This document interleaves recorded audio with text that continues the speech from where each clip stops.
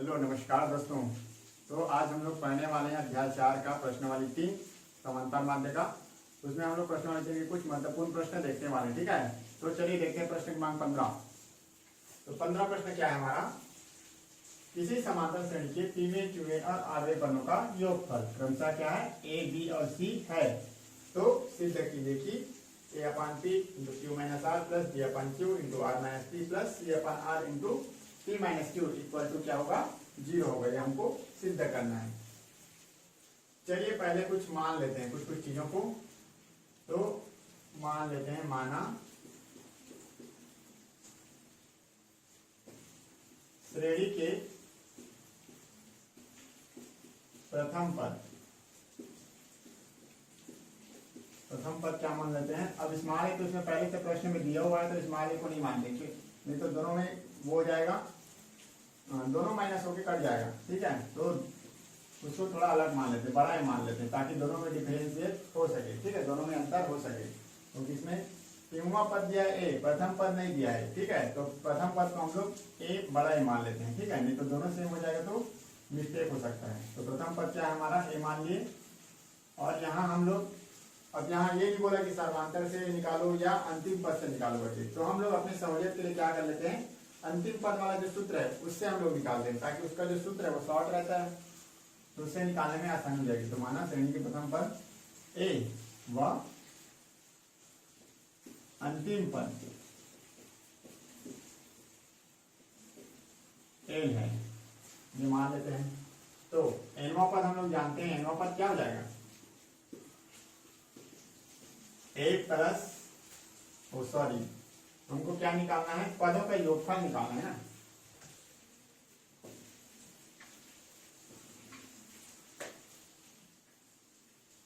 N पदों का योगफल क्या होता है,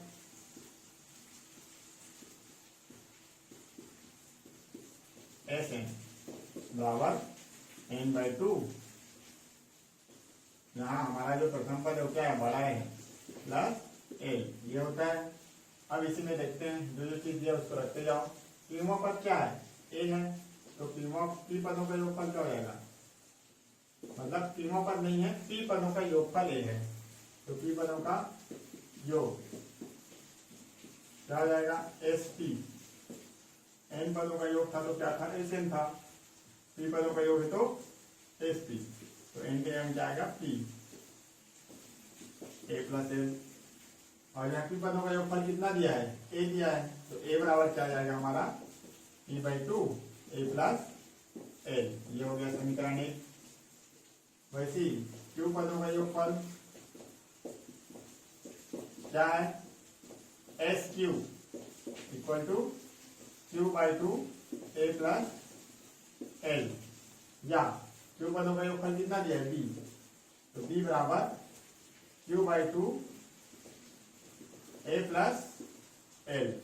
वैसे ही आरवें पदों का योगफल क्या हो जाएगा, मतलब आर पदों का योगफल योग सेम ऐसे ही करना है, एस आर क्या हो जाएगा, आर बटे 2 ए प्लस एल। तो क्या दिया है, सी दिया है, तो सी बराबर क्या हो जाएगा, आर बटे 2 ए प्लस एल। तो ये तीन चीज हमको मिल गया। अब हम लोग क्या करेंगे कि जो ए बी और सी है उसका मान हम लोग यहाँ रख देंगे, यहाँ जो ए बी सी का मान रख देंगे और इसको सॉल्व कर लेंगे। तो हमको सॉल्व करने के बाद क्या आना चाहिए, 0 आना चाहिए। तो ये सिद्ध करना है हमको। तो अब दिया है, क्या दिया है, अब यहाँ हमको क्या सिद्ध करना है, ये लेफ्ट हैंड साइड में है, ये राइट हैंड साइड है, तो लेफ्ट हैंड साइड लेकर के राइट हैंड साइड सिद्ध करना है। तो एलएचएस क्या दिए हैं तो लिख लेते हैं, ये दिया है, क्या दिया है, A upon P Q minus R, ऊपर में है ना ये, plus B upon Q R minus P plus C upon R, क्या दिया है, पी माइनस क्यू। अब बराबर 0 लिख रहा हूं क्योंकि हम लोग सिर्फ एलएचएस को ही ले रहे हैं, लेफ्ट हैंड साइड को ही ले रहे हैं। ठीक है, चलिए इसमें हम लोग किसका मान रख देते हैं, ए बी और सी का मान है उसको रख देते हैं। ये समीकरण 2 हो गया और ये हो जाएगा हमारा समीकरण 3। चलिए रखते हैं। ए के लिए हम क्या रखेंगे, P upon two A plus L आ जाएगा। तो यहाँ क्या रख सकता हूँ, पी अपान टू ए की जगह में, और यहाँ क्या आ जाएगा मेरा A plus L into Q minus R दी है, इंटू क्यू माइनस आर। इसको भी पुस्तक में लेते हैं, लेकिन नीचे उसके अलावा क्या है, यहाँ पी भी है, नीचे भी पी है ना, ये पी टू के साथ गुना हो जाएगा तो टू पी हो जाएगा। ठीक है, एक जगह में पूरा आ गया और इंटू नीचे में क्या है, पी है, तो क्या हो जाएगा, दोनों आपस में गुना होकर टू पी हो जाएगा। प्लस डी की जगह में रख दो Q upon two A plus L, Q upon two, और पहले से क्यू है इसमें, ये इंटू ए प्लस एल, और क्यू आर माइनस पी है तो आर माइनस पी, ये हो जाएगा। प्लस सी अपान आर, क्या हो जाएगा, सी के जगह में, सी के जगह में रख दो R upon two A plus L, R upon two पहले से आर है, इंटू ए प्लस एल तो रहेगा ही, into P minus Q, last में क्या है हमारा, पी माइनस क्यू है, ये हो जाएगा। तो बराबर क्या है, ये पी और ये पी कर दिया, ये क्यू और ये क्यू कर दिया, ये आर और ये आर कर दिया। अब एक चीज देखिए, ए प्लस एल इसमें भी है, ए प्लस एल इसमें भी है, और ए प्लस एल इसमें भी है, upon two upon two upon two, ये टू कटा नहीं है, ये अपान टू इसमें भी है, तीनों में अपान टू है, तो ए प्लस एल अपान टू मैं कॉमन निकाल सकता हूँ तीनों से, ए प्लस एल अपान टू, तो क्या बच जाएगा हमारा, यहाँ बचेगा क्यू माइनस आर, प्लस यहाँ क्या बचेगा हमारा आर माइनस पी, प्लस यहाँ क्या बचेगा हमारा पी माइनस क्यू। ठीक है, यहाँ तक आप लोग क्लियर हो गया होगा। तीनों से दो कॉमन निकाल के नीचे में लिखा, और तीनों से ए प्लस एल कॉमन निकाल के मैं ऊपर में लिख दिया। चलिए, तो क्या हो जाएगा, A plus L upon two हो जाएगा। यहाँ क्या बचेगा मेरा, plus Q minus Q cut गया, minus R plus R cut गया, और माइनस पी प्लस पी ये कट गया, तो यहाँ क्या आ जाएगा मेरा, जीरो आ जाएगा। और किसी भी संख्या का अगर हम लोग जीरो से गुना करते हैं तो क्या होता है, वो शून्य होता है, तो ये हमारा क्या आ गया, शून्य, और यही हमारा क्या है, आर है जैसे, और यही क्या करना था, सिद्ध करना था, और ये इंपॉर्टेंट क्वेश्चन है, मोस्ट इंपॉर्टेंट क्वेश्चन है, पेपर में आते रहता है। ठीक है, तो इसको अच्छे से कर लीजिए, ऐसी शॉर्ट में है। अगर हम लोग इसी प्रश्न को वो वाला सूत्र two A plus L minus one into B से बनाते तो और बहुत लंबा चौड़ा बन जाता। ठीक है, तो इस विधि से बना सकते हैं हम लोग, इस सूत्र से उपयोग करके बनाएंगे तो ये आसान हो जाता है। ठीक है, तो वो आपके ऊपर है, आप कौन से सूत्र से बनाते हैं, वहाँ आपका दिमाग कैसे लगता है, लेकिन इस सूत्र से बनाएंगे तो आसानी से बन जाएगा। ठीक है, तो इस सूत्र से कब बनाया, जब हमको कुछ बोला नहीं है, तो प्रथम पद और सर्वांतर से संबंधित कोई भी चीज बोला नहीं है, ना अंतिम पद के बारे में कुछ बोला है, तो हम लोग डायरेक्ट दोनों में से कोई भी सूत्र लेके बना सकते हैं। ठीक है, लेकिन अगर उसमें प्रश्न में जिक्र कर दिया कि इसका प्रथम पद ये है या अंतिम पद ये है ऐसा करके, तो फिर उसके हिसाब से हमको सूत्र लेना पड़ेगा। ठीक है, इसको नोट कर लीजिए। तो हमारा अगला प्रश्न है प्रश्न क्रमांक 14। इससे पहले वाला प्रश्न में 15 बोले थे, वो प्रश्न क्रमांक 13 है। ठीक है, तो क्या है प्रश्न क्रमांक 14, तीन समांतर श्रेणियों के n पदों का योगफल क्रमशः S1, S2, S3 है। यदि प्रत्येक श्रेणी का प्रथम पद एक तथा सर्वांतर क्रमशः 1, 2, 3 हो, तो सिद्ध कीजिए कि S1 plus S3 equal to 2S2, ये हमको सिद्ध करना है। ठीक है, तो जो चीज दिया उसको पहले देख लेते हैं। तो क्या चीज दिया है उसको पहले लिख लेते हैं। दिया है, क्या क्या चीज दिया है,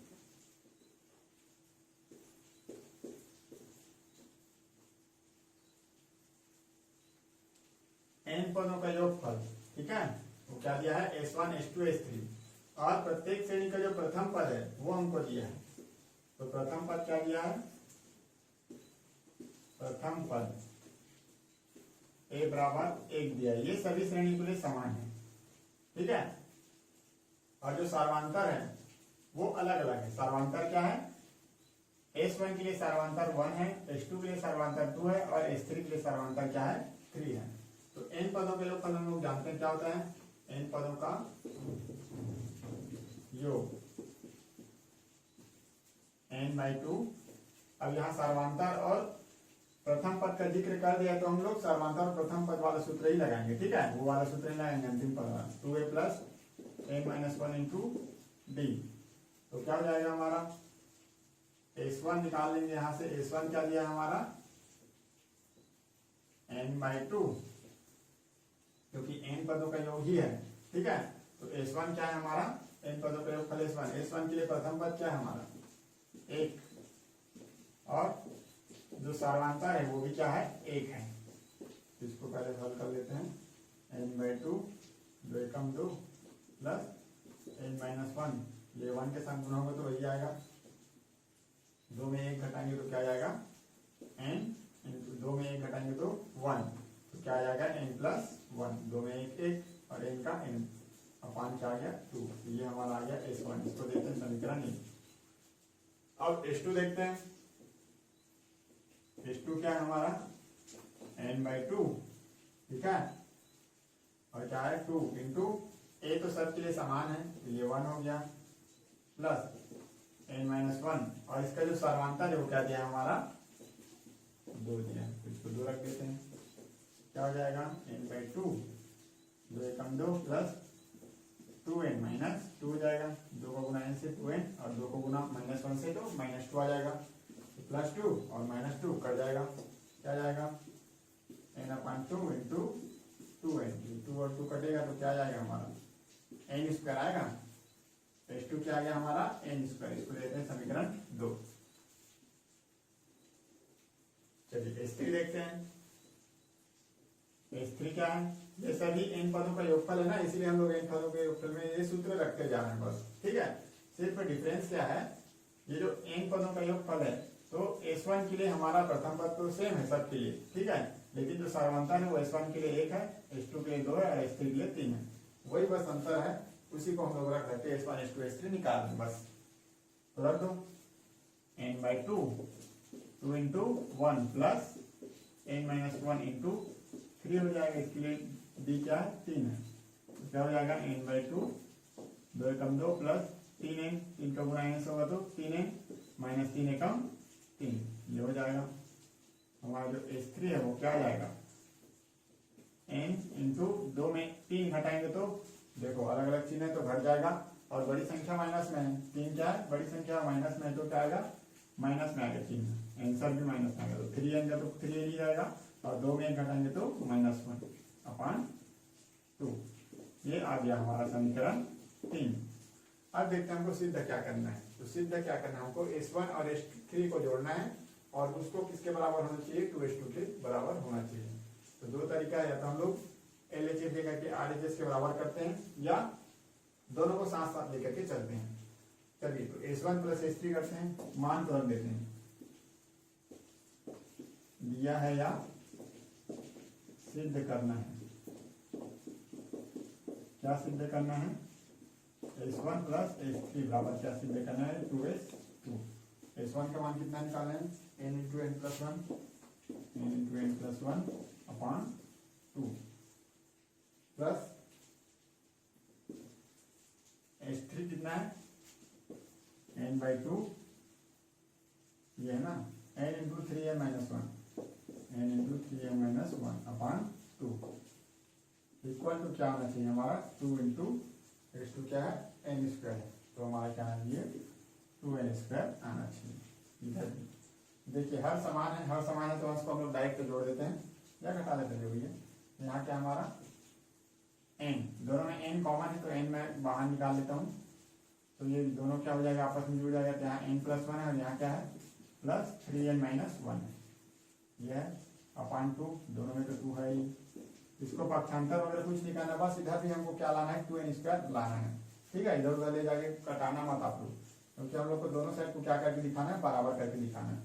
तो एक तरफ को तो हल हुआ है, करने की जरूरत नहीं है। क्या जाएगा n, ठीक है 3n में 1n को जोड़ेंगे तो 4n आएगा, 3 और 1 4, और ये +1 -1 कट जाएगा, यहाँ आ गया हमारा 4n बटे 2 बराबर क्या आ जाएगा 2n² आ जाएगा।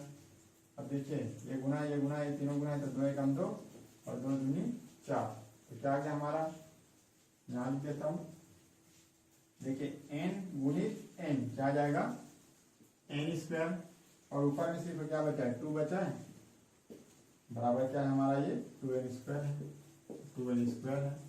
दोनों तरफ क्या आ गया हमारा बराबर आ गया। देखिए दोनों को लेकर के चले और दोनों बराबर आ गया, तो अतः यहाँ लिख सकते हैं S1 प्लस S3 बराबर 2n स्क्वायर, सॉरी 2s2, ये हम लोग लिख सकते हैं। आप चाहे तो S1 S3 को अलग निकाल लीजिए, 2s2 को अलग निकाल लीजिए और दोनों को समीकरण देके बराबर भी कर सकते हैं। तो इस तरह से प्रश्न क्रमांक 14 बनता है। ठीक है, अगला प्रश्न देखते हैं, इसको नोट कर लीजिए। चलिए दोस्तों देखते हैं इस प्रश्नवाली का अंतिम महत्वपूर्ण प्रश्न, प्रश्न क्रमांक 15। ठीक है, इसके बाद जो है प्रश्न वो ज्यादा पेपर में आते नहीं है। ये जो प्रश्न 3 लास्ट का भी जो बताया वो प्रश्न बहुत ज्यादा पूछे जाते हैं। ठीक है, और यहीं तक आप लोग का इंपॉर्टेंट भी है। तो देखते हैं ये क्या है। यदि किसी समांतर श्रेणी के n 2n 3n पदों के योग क्रमशः S1 S2 S3 हो तो सिद्ध कीजिए कि S3 बराबर 3 इंटू S2 माइनस S1, ये हमको सिद्ध करना है।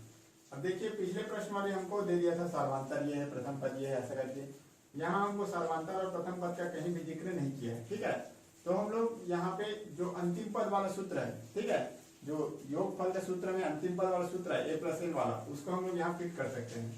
मैं उस सूत्र को क्यों जोड़ दे रहा हूँ, क्योंकि उस सूत्र में ज्यादा गुना भाग या ज्यादा लंबा चौड़ा नहीं हो सूत्र। ठीक है, 2 सूत्र है हमारा योगफल का, दोनों सूत्र से ये प्रश्न बन सकता है। ठीक है, लेकिन वो जो छोटा सूत्र है, जब छोटा चीज से बन रहा है तो बड़े चीज बनाने की जरूरत ही क्या है। ठीक है, बड़ी चीज में ज्यादा लंबा बनेगा और ज्यादा कैलकुलेशन करना पड़ेगा, छोटा में आसानी से बन जाएगा। तो हम लोग उसी को करेंगे। ठीक है, चलिए तो हल करते हैं।